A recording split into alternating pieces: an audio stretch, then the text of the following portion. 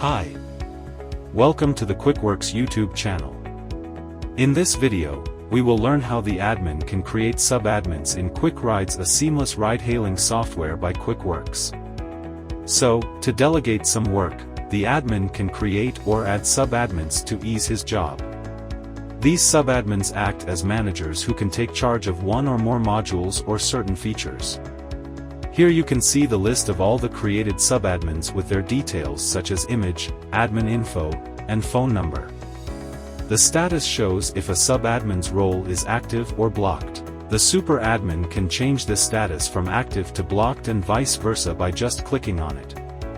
And from this action tab, admin can edit the details of the subadmin or delete a subadmin, if required. To add a new subadmin, click on the Add button here. You will see two tabs by the headings Personal and Basic. The Personal tab adds the name, email, number, password, and image of the person to be added as a subadmin.